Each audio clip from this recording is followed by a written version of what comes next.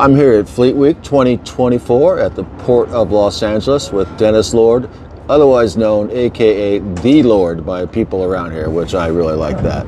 So would you call yourself the air boss at this event, Dennis? No, Is that the right terminology? I'm not a certified air boss. I'm an aerial coordinator.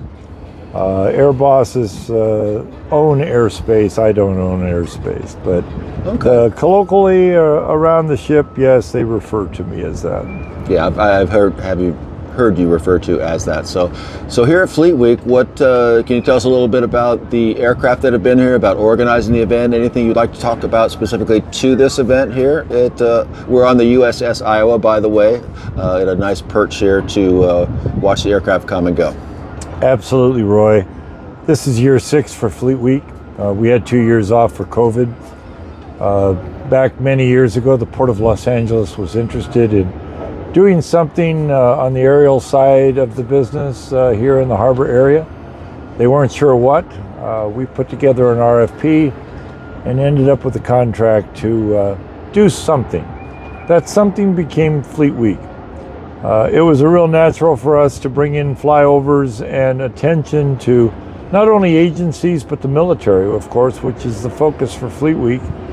And what you see here before you is all the equipment that we use to coordinate aircraft in the area, to have situational awareness on an iPad over here that shows us precisely where aircraft are, whether they're coming to us, departing, what other aircraft may be in the area. For those of you who may be pilots, we do NOTAM this airspace. NOTAM is a notification to air missions that is an advisory to avoid the area because of the activity that we have going on here over the weekend. It's all about safety. If it's not safe, it's not done. We tell pilots, if you haven't done it before, don't do it here first. And these types of things in order to ensure that not only the pilots can go home at night, but that the public is safe at this event and there isn't a reason for an accident. We take great pride that we've had a good safety record. We've had a lot of cooperation from the flying community. I was marveling just this morning on how sterile the area was around here with our outreach to flight schools, flying clubs, airports, and other personnel, the general flying community that is out here. This is one of the world's busiest airspaces, yet this harbor area this weekend is nice and quiet so that we can do this activity. Can you talk about what's entailed in planning for this event? How much planning goes into it? How hard it is to get people to show up and do what you'd like them to do? Anything about that aspect of this operation? I know it's not a one-day operation. I think it probably takes you maybe a good part of the year to put it together. I'm not sure. So I'm not the person that creates the draw of people. I consider myself one tooth in a much larger gear that puts together an entire event with many facets to it. It's Fleet Week. The focus is on the services and the branches. We include the aerial activity as something additional for our attendees to see. But like this weekend, we have an aircraft carrier in town, and we have thousands of people that are coming to visit that aircraft carrier. Yes, they like the helicopter demonstrations. Yes, they like the Coast Guard. Yes, they like the F-18s that are flying by. But it's only one of many, many opportunities over this 3-day period that is available to our attending public. What I do is starts in December. First the paperwork, then the FAA approvals, and then the acquisition of assets. Who's coming? When are they coming? What's the schedule? Who are the flight crews? How many aircraft? Those questions go on for months. Finally, about a month out from the event, a schedule starts to come together. The paperwork is already signed, sealed, and delivered, Different units have committed pilots. We then do pilot briefings. When I have fast movers, I take them off for a special pilot briefing to be sure that everybody is on the same page.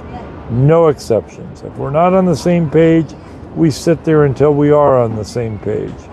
And we have a sterile environment, we have a safe environment for both pilots and attendees. But it is about 5, sometimes 6 months of work.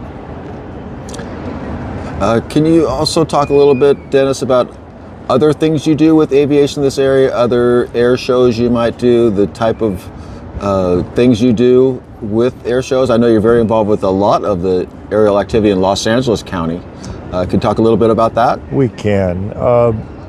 My company, formerly Wings Over Long Beach, now Lord Flyovers, is involved in many different boutique activities, but we range from everywhere from funeral flyovers, community events, parades, to handling Blue Angels, Thunderbirds, air combat, demonstration teams.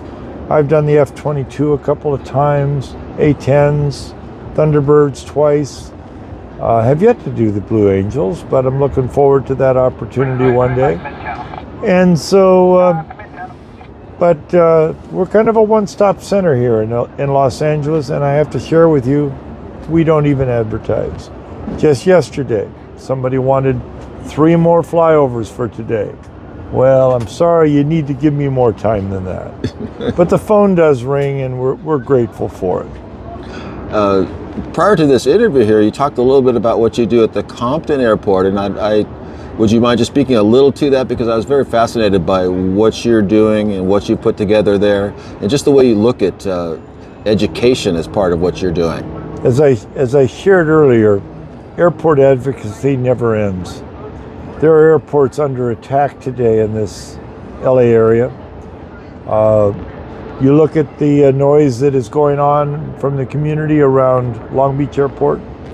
You look at the political aspects of what is going on around Torrance Airport.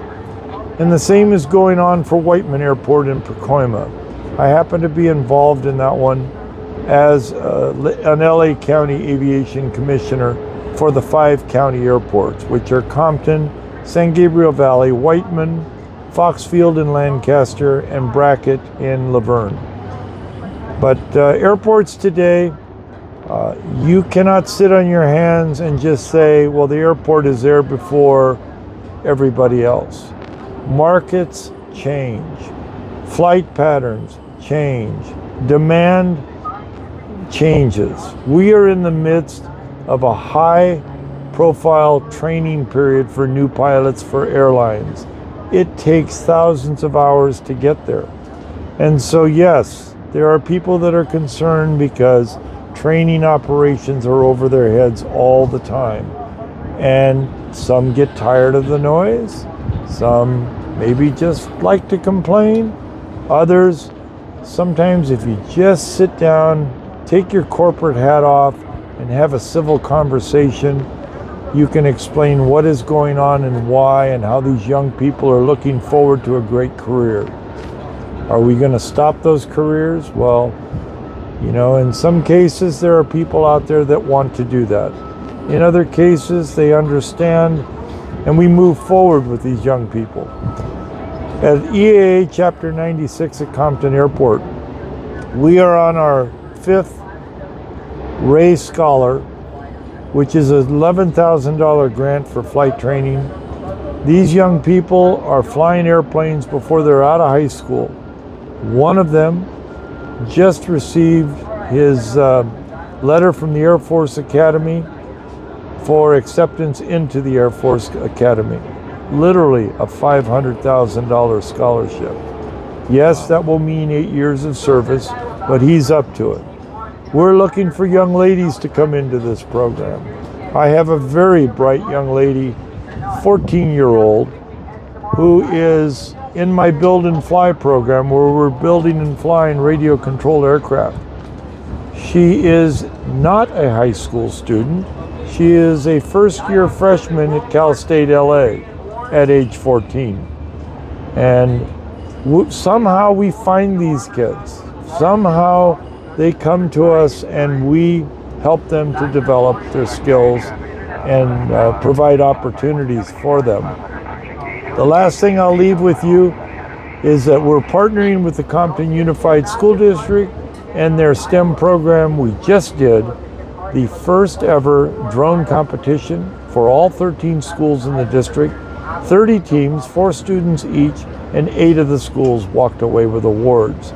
These are programmable units. We're teaching them electronics, we're teaching them flying, and we're teaching them computer programming, all in one package. That's very impressive. I just love to hear that. I hope you don't mind. I want to ask you one more question about the Compton Airport. I know they've had an event there the last few years at the airport, which some friends of mine as aviation photographers have gone to and thought it was very impressive what's going on there. Can you talk a little bit about the event at the airport? I'm not sure if you're involved in that or anything to do with that, and then we'll be down here. I used to run a model show. We would close the airport for 5 hours and fly radio control models on that field once a year. I asked my pilot friends, please just give me 5 hours once a year. That's all I asked for. There is an open house. And last year we did bring that model event or component back for a short period of time. Not sure I'll do it again this year, but primarily because this year is the 100th anniversary of Compton Airport in 2024. The airport was founded May 10th of 1924, now owned by the County of Los Angeles, and there are opportunities there. Inside the fence at Compton Airport, there is pilot opportunities, there's learning opportunities, whether it's at EAA or with Fly Compton or a few other organizations that are there, and we welcome you to come down. Our chapter meetings are on the first Saturday every month, 10 a.m. Our doors are open at 1017 West Alondra Boulevard.